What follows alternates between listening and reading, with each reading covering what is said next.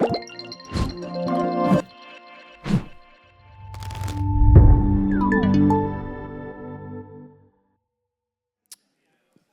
everyone. So today I'm going to be talking about my project, In Pursuit of Repetitive Beats, and also very specifically around the tour that we're doing at the moment, touring VR in the UK. Before that, an introduction. My name is Darren Emerson. I am an immersive artist, writer, director, and I'm the co-founder of a London production company called East City Films, which we started in 2006, which is why it says films, but we don't actually make films for quite some time. Our work is really really in VR. Our work is known for its hybrid approach to the medium, where we like to fuse documentary, cinema, theatrics, embodiment, interaction to create emotionally resonant work that is exciting for audiences and which can reach a community and be sort of shown as LBEs, location-based experiences. The last talk was quite interesting because we used the word immersive quite a lot, and they were obviously talking about domes and projection. When I talk about immersive, I really mean virtual reality. And one of our most exciting and I guess most popular pieces of work is this piece of work called In Pursuit of Repetitive Beats. It is a documentary narrative that is set in 1989, where you have to go and find an illegal acid house party on the outskirts of Coventry. It is a music documentary, but it's a music documentary that you're in. And it's really, I guess, it uses a lot of different techniques. It's free roaming, it's interactive, it uses haptics, wind machines, art direction, and projection and sound cues to create it's a very big and complicated thing to tour. And the reason I wanted to talk specifically about VR is that actually VR as an immersive tool or an immersive way of showing something as a medium is extremely hard and complex to tour effectively to large numbers of audiences. Before I get into that, though, I'm going to show you a trailer of In Pursuit of Repetitive Beats. You're like driving round at like 12 o'clock on the night. The window's open with the stereo off. Trying to listen out for something in the field in the background.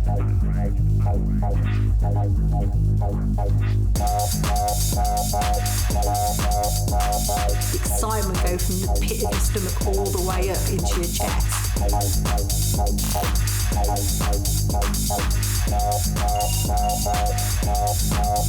Hello, this is Amnesia House. Tonight's massive party will be taking place as scheduled. It was the most amazing experiences of my life. I just wish that I could go back to those nights.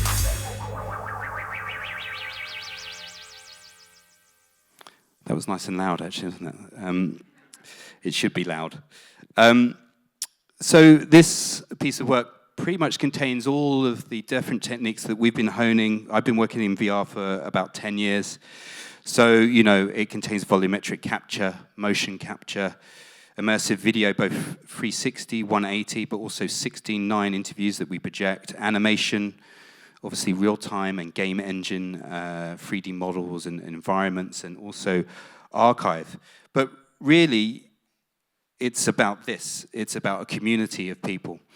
It's about how we use those techniques to tell this story of a community. You take the tech away, and this is what it's about. It's about acid house, and it's about people that have helped change society and have, through misadventure, I guess, and in search of civic freedoms, created something culturally important and something that they feel very nostalgic about. We speak to real people, and our experience really is connecting people and the stories of that time to people that want to experience immersive and go on this journey. Our show, once we've made it, is really using lots of different sort of techniques that are borrowed from lots of different immersive shows that you might see here. So we start with art direction. When you come into the space, we really believe in terms of showing VR that there is 3 stages to it. There is the onboarding, the setting the scene, getting everybody into the right environment and the right headspace. Then there's the actual showing of the VR itself, which is free roaming and complicated, and it has lots of gear that you have to put on. But then there is obviously the after bit where you come out and have that moment of reflection. You're able to connect with people, and so we have different stages for that. So we have art direction and set building, where we make it as if you're going into an illegal warehouse when you come in, and you've got sound cues in there. You can hear a rave in the distance. We have haptics, so we used to use Subpec, now we're using the Wooja vest to deliver bass when you're doing the VR. So the bass is part of the narrative. It's about excitement. It's about connecting to that feeling of going to an event where you're not really sure what's going to happen. We have projection, which is outside of the headset space, but which is timed for when you come out into a sunrise. We have multi-sensory elements like wind machines, which are tied to elements in the experience. For instance, at one point you put your head out the sunroof of a Peugeot 205 and get hit by the wind. And then we have artwork and original flyers, original photography that we show. We also have an interactive phone box, 80s phone box, where you can leave messages on. And we localize that exhibition wherever we go. So when we were in Taiwan, for example, we had a whole exhibition that was run by the guy who did the first Taiwanese raves, which was in about 93 and 94. And that was really interesting for us to be able to talk and have that conversation locally with people.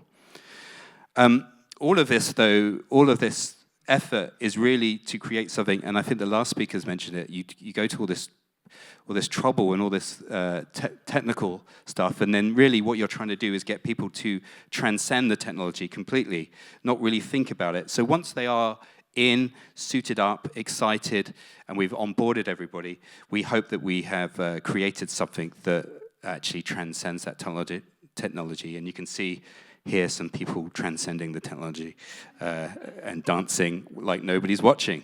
And funny enough, people are now watching, so that's good.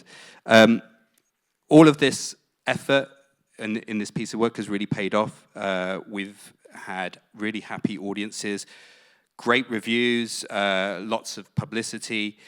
We've won awards like the IDFA Doc Lab for Immersive Nonfiction and Best LBE at the XR Awards. And we've been able to show this piece of work in over 20 countries, doing simultaneous shows at like the Phi Center in Montreal, Adelaide Fringe and Contra in Sweden, and our last 2 international shows, which was at the Lev Festival in Madrid and the Camden Art Gallery in Maine in the US, both sold out. The reason that we're able to show this piece of work in so many countries at the same time is because we have a tiered approach when we license it out and we work with institutions. Because not everybody can afford or have the space for a large-scale VR installation. So we have something called Beats Lite, which is, as you might expect, it's just the build that we give them, but then we give them the guidance and the files and everything that they need to do to put it on locally. We have a medium version, Beats MIDI, which is, again, the build, the files, and the guidance, but then we also provide the show control system. We have continued show support with their team, but then we also provide them with access to the haptic vest and stuff like that. And then we have full fat beats, as we like to call it, which is where we, as a production company, put that in and we do all sorts of stuff. We own all the kit, we move the kit in, we design the space, we bring the haptics, the wind machines, the projections, the gallery. But what we do, importantly, is we also do all the training of the staff and help with the marketing and the ticketing of it.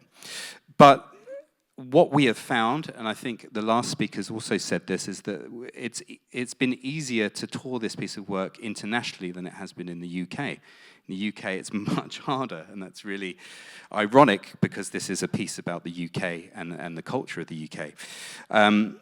So why is this? Well, we have found that we come up often against a series of problems that come up again and again. Some of those are really practical, like the venue having a large enough space to give over to an immersive project like this. We need a lot of space. This is not VR where you're all sitting in a kind of cinema seat. This is free roaming VR. Each person gets 6 meters by 4 meters. That means we need a good 200 square meters to do about 10 people, which is, quite a large space. The other challenge is that most venues don't have any in-house kit, particularly in VR, or any knowledge of how to put on VR effectively. So that's something that we come up to. And the reason that we need a large space is also because throughput is so small. The more immersive, the more intricate that we make this VR experience, the less throughput we can do.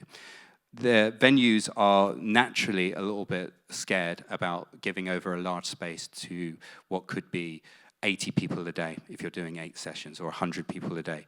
So we have to convince them that we need a longer run. The longer run means that it will, again, pay off the investment and wash its face. So these challenges are really lead us to today, and what we're doing at the moment with our UK tour, 2024 to 2025. It's funded by, subsidized, I should say, by the Arts Council and the BFI. And it's an 18-month-long tour that is taking us to 8 venues in the UK. What we realized when we were wanting to do this tour is that there is a lack of infrastructure and knowledge around specifically VR and large-scale VR projects. So we needed to tour Beats as what we're calling a Pathfinder project. So with the help of the Arts Council and the BFI, what we have done is create a model where we subsidize the first 10 days. What that does, it means that each of those venues, we can go in, we can bring in all the set and all the kit and all the environment, but we can also then train their team, their hosts, their tech managers for about 5 days, and then it covers the costs for their staff for the first 10 days. After that period, the idea is that they would then extend, and each one of them has extended to, we just finished at Birmingham, and that was 45 days. We're going to be doing 80 days in the London venue as well. So once we get past that moment of risk, where we de-risk it for them, then they're very happy to keep going. And then they can see for themselves the success of the project, how audiences react, and we can then learn and share together like what is working and what isn't working.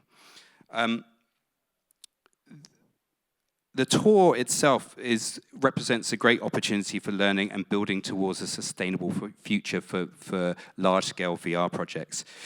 To do this, we're trying to create this network up and down the UK because we want people to understand the power of VR when it is done well.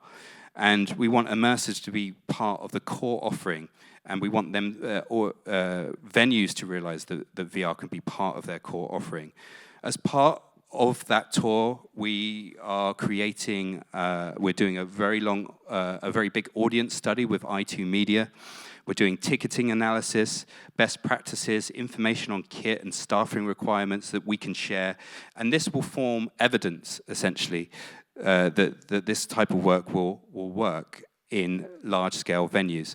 And for us, it's vital for us to do this because, we want to make the next thing and we want to tour it. Over the last 10 years of making VR, I became very frustrated about making this great work, being at film festivals and everybody slapping each other on the back, but then nobody getting to see this sort of work. And what we have found with Immersive Repetitive Beats is that there is audience appetite for it. People want to see it. And it's not because it's VR, it's because it's the right subject matter culturally, and that spans around international audiences, not just the UK.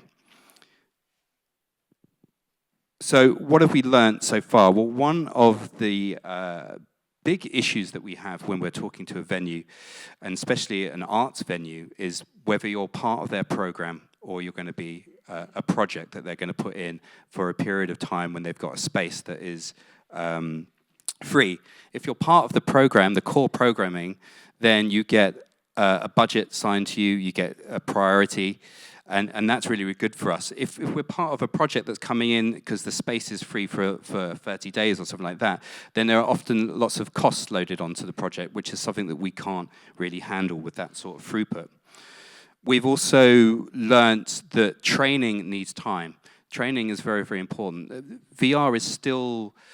To do VR really, really well and seamlessly when it's complicated VR and it has lots of different moving parts is actually really hard to train. There's lots of troubleshooting. There's lots of elements where it can fall down. And so we need to train for at least 5 days. And also, we've had actually kind of an issue with like venues not wanting to give staff the breaks that they need. They want people to come in and they want to start the show and then they want to go on for like 10 hours. And we've been trying to make sure that there are shift patterns and breaks in that day, because actually staffing VR, being in a dark environment, it being technically complicated is actually quite tiring, and it needs to happen. On sales scheduling is another thing we've learned stuff, because we're makers, we make this stuff, but I think like the last guy said, like if the infrastructure isn't there, then we have to build it ourselves because we grow frustrated with the idea that we can't show this work. So scheduling when tickets go on sale, learning about that, and also learning how to market VR is really has been something that we've really kind of learned. Marketing and communicating what a VR experience is a really hard thing. You can say, oh, it's immersive, it's embodiment, it's interactive. It doesn't really mean that much to the general public because most people we've found have not done VR. What we do need to communicate is how people will feel when they're doing it. And again, this is documentation that we are gathering and we're going to kind of share with the community via the Arts Council and the BFI. And I think what's important to say is that over the last 10 years, we've been experimenting with what makes great storytelling, and now it's time to learn how to get to audiences. And so we've been learning with our partners on the tour, and we would love to encourage more venues, more exhibitors to take a chance on VR in particular. Because I think when what you're offering is bold, complex, and has stories that can generally connect with people, then it can change the way that people think about your venue, your organization. From our first tour stop in Birmingham, we found out that 60% of the people had never been to the Birmingham Museum that came to see Beats, and about 60% as well had never done VR before. It was their first VR experience. And I think when you're in the immersive sector, you're surrounded by people that are working in this area, and you just believe that everyone knows exactly what you do and what you're doing. And most people either don't care or have never done it before. But given the opportunity and the right setting, then they will come, and it will be something that they will remember for a long time. So I think reaching out to communities is really, really important, but you need the venues to understand that this is something that they can do, it's something that they won't lose money on, and it's something that can change the culture of their organization and also the demographic of their audiences. So I'm just going to play this quick video of some people coming out of Beats in Birmingham. It took me way back, seriously, back to the days, early 90s. For a lot of actually been to around, that's how good it was. I'm buzzing, I'm actually buzzing. It's incredible. I've never experienced VR, so to do that was just an incredible experience, just awe-inspiring. It was absolutely brilliant, and it takes you through where you need to go, and it's really easy to follow the steps that need to be followed. There were points when you literally felt you were in the warehouse, or you felt you were in the flat. It was absolutely fantastic. So it was my first time ever doing VR, and obviously because I'm quite young, I don't really know anything about like rave culture or anything like that, so being able to kind of experience it in VR was really, really cool. Really immersive, really felt so, like as if you were really there. It's like we managed to make the rave. Yeah, finally. In the end. Finally. Finally, we got there. If you feel like you just, you know what, you got those regrets because you never got there, come here and you won't have any regrets. Yeah. So this is the tour as it stands. So we've just been in Birmingham, and we're about to launch in November at the Brighton Dome, which is already sold out, I'm pleased to say. Which for us, by the way, is like a big thing. We're like, fuck, we sold out. You know, that's amazing because this is VR and it doesn't really sell out. So for us, that's a really big thing. And then we go to the Belfast XR Festival in February and March. We're in an amazing venue there, this like church that we're going to convert into a kind of rave shrine, I guess. And then May to August, we're going to be in London. I thought I could announce the venue, but I can't. But it's a big venue in London, and that's a really long run.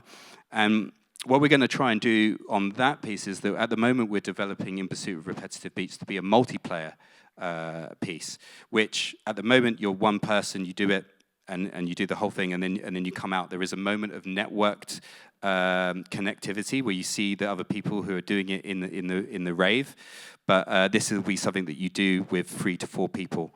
The big thing for us on that is that we go from 10 people an hour to 24 to 30 people an hour, which makes a big difference commercially, as you can imagine. Then we go to Bristol, which we're still working on, the venue, but we're very, very close. And then Warwick Arts Centre, and we finished at the Wales Millennium Centre, which we've already been to, and it was really, really popular, so they wanted us to come back, so that's really cool. So that's me. I was meant to be joined by my head of touring, exec producer Dan Tucker, who couldn't make it today. So even though I made In Pursuit of Repetitive Beats, he is the expert on the touring, so I'm kind of covering for him a little bit. But if there is any questions, I'm happy to do questions about In Pursuit of Repetitive Beats, because I do prefer Q&A to doing all this sort of stuff. Thanks. Thank you very much. You mentioned that you were going to move to multiplayer. Can you talk a little bit about how the storytelling changes when there's more than one person in it? Yeah, have you done it? I'm doing it in Brighton. Okay.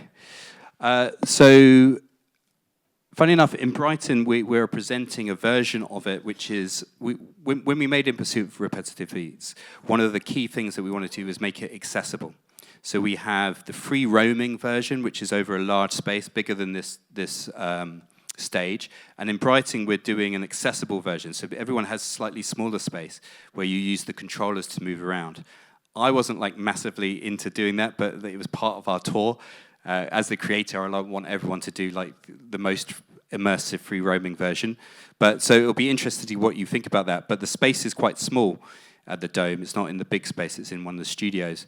So there will be 10 people in there, and you'll be teleporting. And within that, you'll be able to move around in a smaller space. So it'll be interesting. You'll still get the fans and the haptics and all that kind of stuff. So it should be great. What we have normally, though, is a larger space. And that's a large enough space for people to be able to do it together. So without giving you too many spoilers, it's set over the course of a night. So you start in your mate's bedroom. And it reminds me of my mate's bedroom in the 90s. There's stuff all over the walls. There's like a coffee table. Everyone's like kind of like, you know, just hanging out there. That's enough space for you and your friends to be in that together. What happens in terms of the interactions is a really good question. So we are doing workshops starting tomorrow at the Barbican on so Tuesday and Wednesday, and that's our first look at how we convert what is a one-player sort of documentary narrative with interaction into a multi-user co-location experience. We think actually we can redesign some of the spaces, make it slightly larger within the current sort of play spaces. But then there are some interactions that we're really going to need to work on. As the sort of creative behind it, you know, I'm constantly being asked, like, oh, we need to make it multiplayer. It needs to be multiplayer because people want it to be more commercially viable. For me, the challenge there is how do you maintain the integrity of the project from a documentary standpoint and also from an enjoyment standpoint of each person? Because, you know, there is enough to do for one person to do it in interactive and be really swallowed up in it. As soon as you're sharing some of that interactions, it becomes a little bit more tricky. So my job is to really make sure that actually that experience is still a really good experience that can be shared, and that those moments of shared interaction are really rewarding in a different way as they would be if you did it as a single person. So that is actually the challenge, my main challenge ahead of me. Apologies, came in late if you've already covered this, but excuse me. And I know your partner is really the touring. He's human. the touring guy. He's the touring human. But are you working with a distribution company in any way, shape, or form, or how did you guys decide to shoulder the burden of the distribution outside of? It sounds like you're also getting funding from people to support your distro. And which exact organizations are those?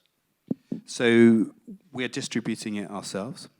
We were in talks to do online distribution on Metastore and stuff like that, which we've kind of pulled away. We were kind of very close to doing that with a big distributor, and then we pulled away from it, mainly because we didn't feel that it was worth it. And whilst we were touring it internationally, we felt like for us the location-based experience area is like where we see most growth, and we see the most opportunity for ticket sales and engaging with audiences, where we feel like online narrative VR is not very well curated on those stores, and you get kind of lost.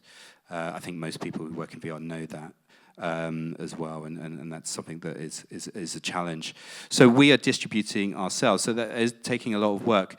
You might have seen that we have like different tiers of the experience, so we'll be contacted by...